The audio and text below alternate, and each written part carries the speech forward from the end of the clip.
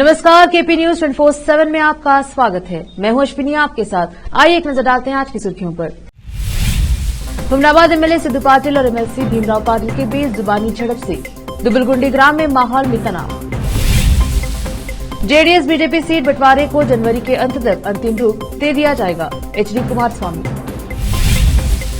आवास योजना लाभार्थी को अब केवल 1 लाख रुपए का भुगतान करना होगा, कर्नाटक कैबिनेट। अयोध्या एयरपोर्ट पर फ्लाइट का हुआ ट्रायल, रनवे पर उतरा एयरक्राफ्ट। केरल में कांग्रेस और सरकार आमने सामने, सीएम पिनराई विजयन ने लगाई कई गंभीर आरोप।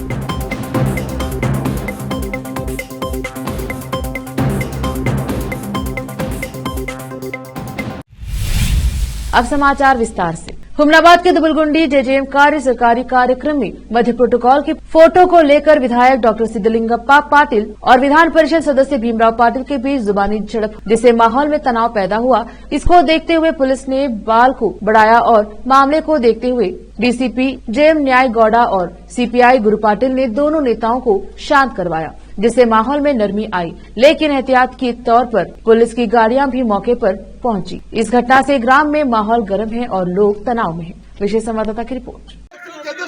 पंचायत अध्यक्ष उपाध्यक्षರು ಫಸ್ಟ್ ಟೈಮ್ ಮಾತಾಡ್ತೀನಿ ನಾವು ಫಂಕ್ಷನ್ ಮಾಡ್ಬಿಡೋಣ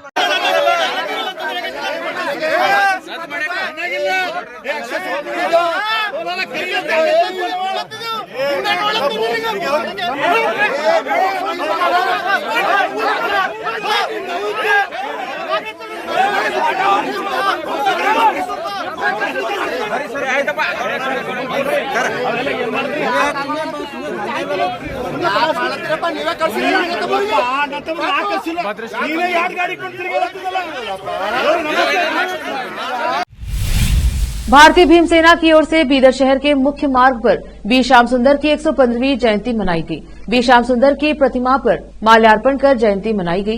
कार्यक्रम में बोलते हुए नगर सभा अध्यक्ष एमडी गौसुद्दीन ने कहा कि महापुरुषों के आदर्शों को अपने जीवन में उतारना चाहिए और उन्होंने आजादी से हैदराबाद राज्य के शोषित समाज की सामाजिक, शैक्षणिक, आर्थिक, राजनीतिक और सांस्कृतिक समृद्धि के लिए संघर्ष किया था। कार्यक्रम की अध्यक्षता अभी काले ने की और अतिथियों में विठलदास पेज, सुमंत कट्टीमनी, अशोक कुमार मालगे, कल्हा हाशमी, सुरेश शिंदे, महादेव कामले, सुरेश ताले, बक्कप्पा दंडिन सहित अन्य उपस्थित रहे। विशेष संवाददाता की रिपोर्ट। पूर्व प्रधानमंत्री एचडी देवेगौड़ा और जनता दल सेक्युलर के अन्य शीर्ष नेताओं ने वर्तमान राजनीतिक घटनाक्रम सहित विभिन्न मुद्दों पर चर्चा करने के लिए नई दिल्ली में प्रधानमंत्री नरेंद्र मोदी से मुलाकात की। जेडीएस और बीजेपी द्वारा 2024 के लोकसभा चुनाव के लिए गठबंधन बनाने के फैसले के बाद यह उनकी पहली बैठक थी।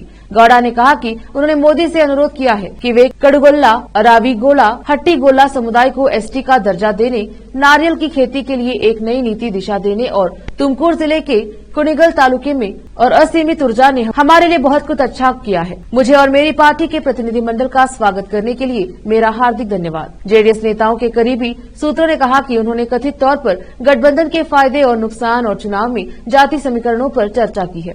सूत्रों ने यह भी कहा कि पूर्व सीएम और राज्य जेडीएस प्रमुख एचडी कुमारस्वामी ने मोदी से वादा किया है कि वह स्थानीय नेताओं और कार्यकर्ताओं को विश्वास में लेंगे और गठबंधन को कर्नाटक की सभी लोकसभा सीटों पर जीत दिलाने के लिए ईमानदारी से प्रयास करेंगे।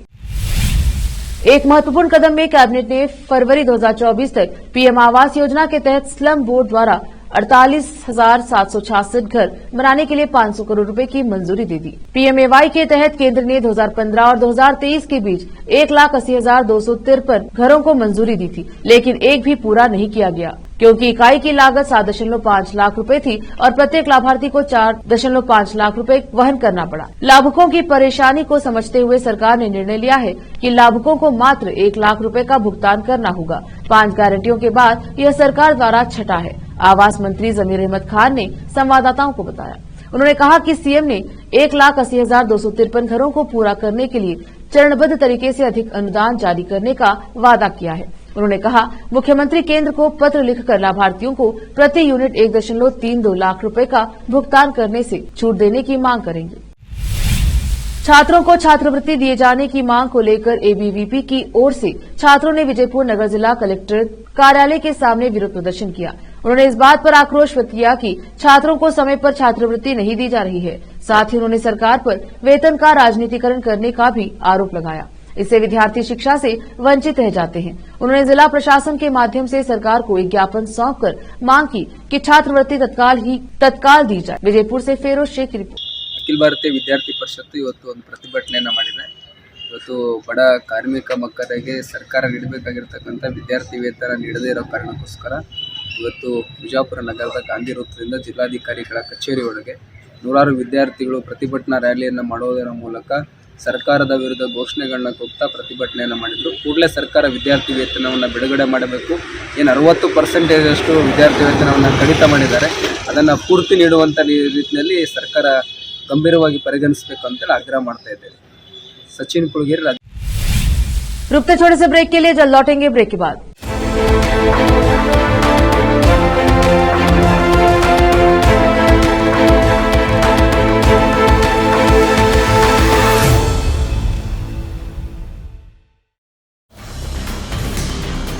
हिंदुस्तान के हर कोने में हम हैं मौजूद।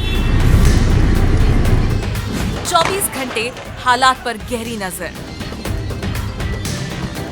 खबरों से जुड़े चुपते सवालात और आपको दिखाता है धार्मिक, सामाजिक, राजनीतिक, लोकल और इंटरनेशनल न्यूज की सबसे बेहतर कवरेज जो आपको रखती है हर पल बाखबर। देश और दुनिया भर की खबर के लिए देखते रहें केपी न्यूज 24/7। ब्रेक के बाद स्वागत है आपका। देखते हैं समाचार। अयोध्या में बन रहे प्रभु श्री राम के मंदिर को लेकर तैयारियां जोरों शोरों से जारी हैं। आज अयोध्या एयरपोर्ट पर फ्लाइट का ट्रायल हुआ है और रनवे पर एयरक्राफ्ट को उतारा गया है। बता दें कि अयोध्या श्रीराम इंटरनेशनल एयरपोर्ट के लोकार्पण से पहले ये ट्रायल किया गया है।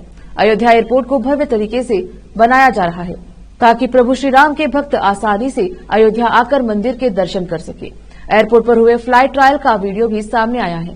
जनवरी महीने में श्रीराम मंदिर में होने वाली प्राण प्रतिष्ठा कार्यक्रम से पहले अयोध्या जनपद में हवाई यातायात सेवाएं प्रारंभ हो जाएंगी। एयरपोर्ट पर 30 दिसंबर को उद्घाटन के लिए पहला विमान पहुंच जाएगा।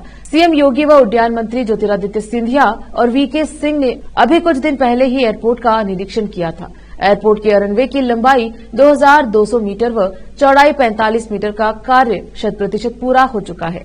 उत्तर प्रदेश के मुख्यमंत्री योगी आदित्यनाथ ने गुरुवार को निर्देश दिया कि प्राण प्रतिष्ठा समारोह में आमंत्रित जनों की सुविधा और समारोह की गरिमा को देखते हुए यह आवश्यक है कि 22 जनवरी की तिथि के लिए अयोध्या के होटलों, धर्मशालाओं में सामान्य जन द्वारा पूर्व बुकिंग को यथासंभव निरस्त किया जाए। वहीं इन होटलों, धर्मशालाओं में निवास के लिए आमंत्रित विशिष्ट जनों को वरीयता दी जाए। केरल में कांग्रेस और सरकार के बीच वार पलटवार का दौर काफी दिनों से चल रहा है।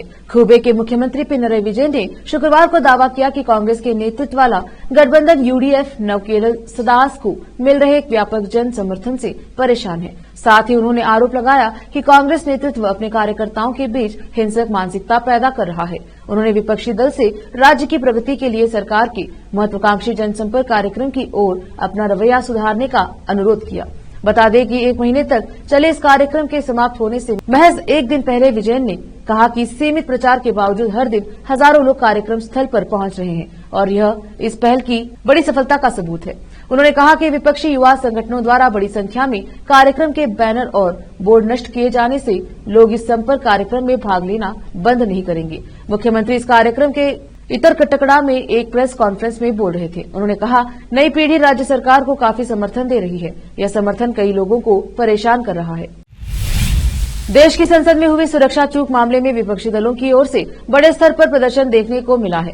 संसद में इस मुद्दे पर हुए हंगामे के बाद 140 से अधिक सांसदों को निलंबित भी किया गया, जिसके खिलाफ विपक्षी दल प्रदर्शन कर रहे हैं। वहीं अब शिवसेना उद्धव गुट के नेता आदित्य ठाकरे ने संसद के अंदर घुसकर सुरक्षा में सेंध लगाने वालों को खतरों की खिलाड़ी की संज्ञा दी है।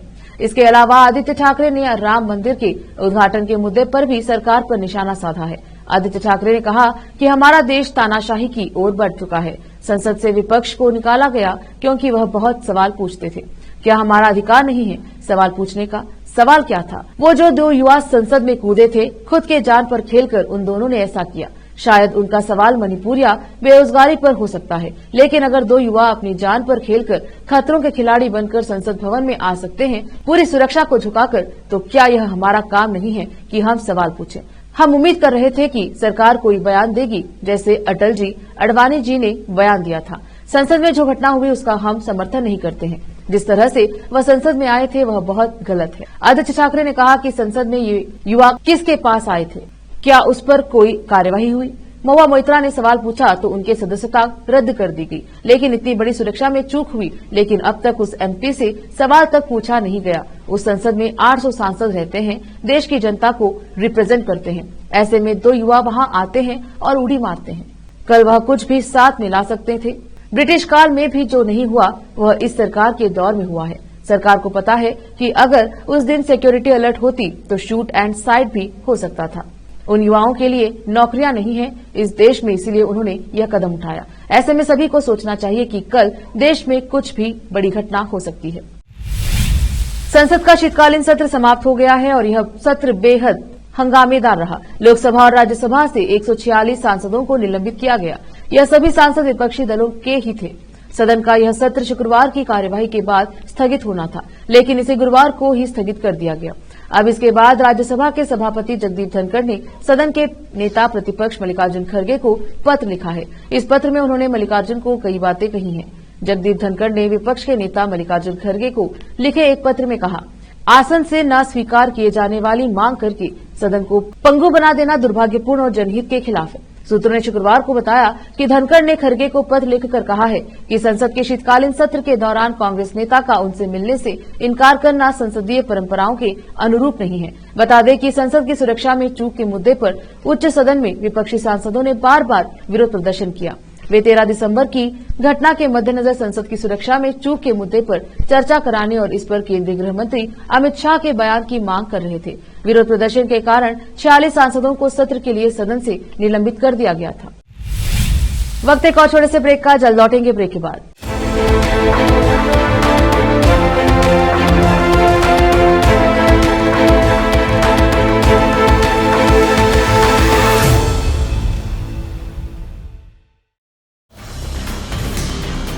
हिंदुस्तान के हर कोने में हम हैं मौजूद।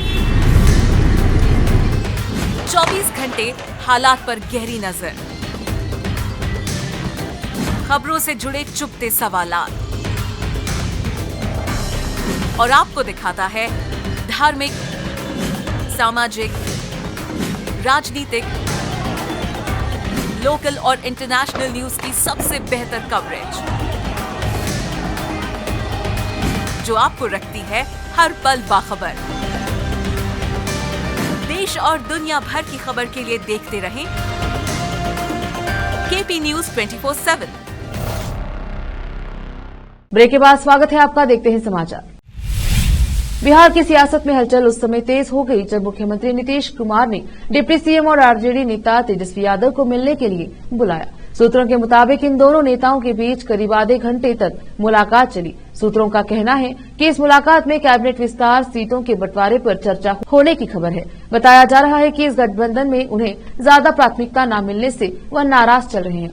वहीं इसी बीच गुरुवार को 21 दिसंबर को कांग्रेस राहुल गांधी ने उनसे फोन पर बातचीत की। इस दौरान दोनों नेताओं के बीच पिछली बैठक के दौरान हुए चर्चा और फैसले और उन्हें अमल में लाए जाने को लेकर बातचीत हुई। सूत्र दावा कर रहे हैं कि नीतीश कुमार को इंडिया गठबंधन में अहम जिम्मेदारी दी जाएगी और जल्द ही सीट शेयरिंग और साझा कार्यक्रम पर फैसले लिए जाएंगे।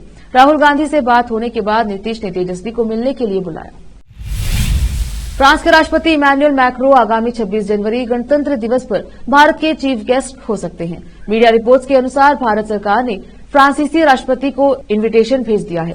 इससे पहले खबर आई थी कि अमेरिका के राष्ट्रपति जो बाइडेन के गणतंत्र दिवस समारोह में मेहमान बनकर आने की खबरें थी, लेकिन वे रिपब्लिक डे समारोह में भारत के प्रधानमंत्री नरेंद्र मोदी फ्रांस की राजधानी पेरिस में हुए इस साल बैस्टिल डे परेड में शामिल हुए थे। प्रधानमंत्री मोदी को परेड के दौरान गेस्ट ऑफ ऑनर भी दिया गया था। अगर फ्रांसीसी राष्ट्रपति इमैनुअल मैक्रों 26 जनवरी के लिए भारत आते हैं तो वह गणतंत्र दिवस समारोह में शामिल होने वाले छठे नेता होंगे। 1976 से लेकर अब तक कुल 5 बार भारत फ्रांस के राष्ट्राध्यक्ष को रिपब्लिक डे के लिए आमंत्रित कर चुका है। हमास को इजराइल पर 7 अक्टूबर को हमला करना इतना भारी पड़ जाएगा, इसकी उन्होंने कल्पना भी नहीं की होगी। इजरायली सेना ने गाजा पर इतने बम और मिसाइल बरसाए कि उत्तर से लेकर दक्षिण तक गगनचुंबी इमारतें और खूबसूरत शहर शमशान में बदल गए। अब यहाँ सिर्फ बिल्डिंगों के खंडरों का अवशेष ही बचा है। इजरायली सेना के कहर में गाजा में मौतों का ऐसा तांडव हुआ जिसके बारे में सुनकर ही रूह कांप जाएगी। गाजा के स्वास्थ्य मंत्रालय के अनुसार इजरायली हमले में गाजा में अब तक 20,000 से अधिक फिलिस्तीनी मारे गए हैं।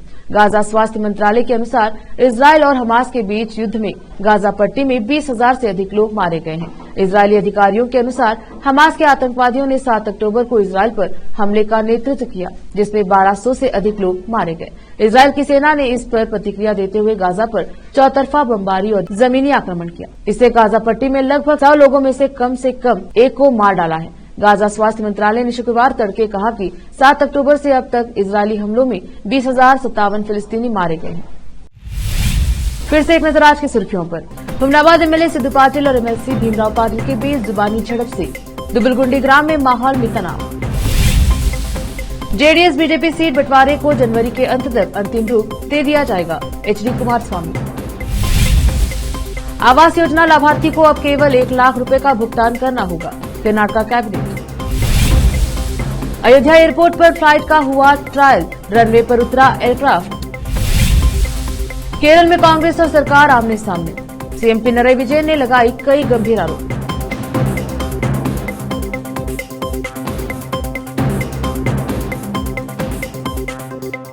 केपी न्यूज के बुलेटिन में आज इतना ही। देखते रहिए केपी न्यूज 24/7। धन्यवाद।